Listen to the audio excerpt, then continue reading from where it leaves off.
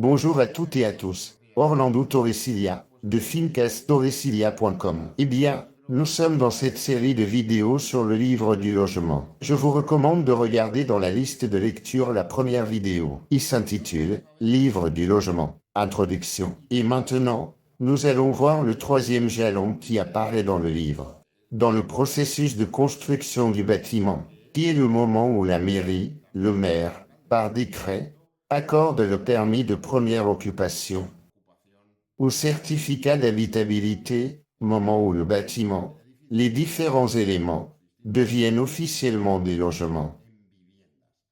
Rappelons que le livre du bâtiment est réglementé par la loi 38/99 et que, entre autres choses, on y trouvera ce dont nous parlons, c'est-à-dire le processus de construction, les jalons définis avec leur documentation, avec l'annexe documentaire du livre du bâtiment, dans laquelle figurera également la liste de toutes les personnes ayant participé à la construction de l'édifice, les installateurs, les différents corps de métier, afin que vous puissiez localiser les numéros de téléphone identifiés, etc.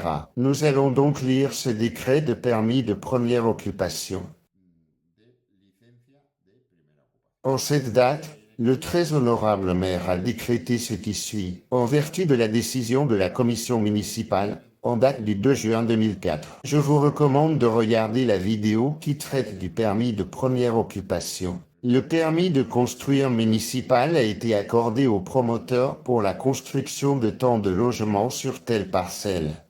La demande a été formulée par une personne de l'entreprise et, vu le rapport à cet effet, émis par l'architecte municipal du service technique de l'urbanisme, dont voici la transcription littérale. Vu les rapports favorables émis par le service incendie et les services des eaux et de l'électricité, en date de tel jour, du mois de tel mois, émis par ce service technique de l'urbanisme, après vérification de la documentation finale des travaux présentés et réalisation de la visite d'inspection correspondante, il est indiqué que l'exécution des travaux en général est conforme au projet ayant permis l'obtention du permis de construire, ainsi qu'à la documentation finale des travaux présentés. Une variation ayant été constatée dans le budget d'exécution des travaux, avec une différence de tel montant entre le budget d'exécution matérielle et le coût final des travaux. Il convient donc d'effectuer le calcul complémentaire correspondant. Pour toutes les raisons mentionnées ci-dessus, rien ne s'oppose à l'octroi du permis de première occupation pour les logements situés dans telle rue de cette ville. En conséquence, le permis de première occupation est accordé pour les logements. Ce que je vous communique concernant les recours contentieux, recours gracieux, à la date de tel jour, dans telle ville, signé par le secrétaire général.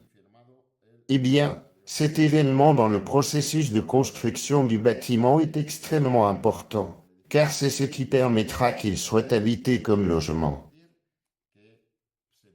et devienne le domicile des personnes qui achètent ce bâtiment, cette partie de bâtiment destinée à être un logement.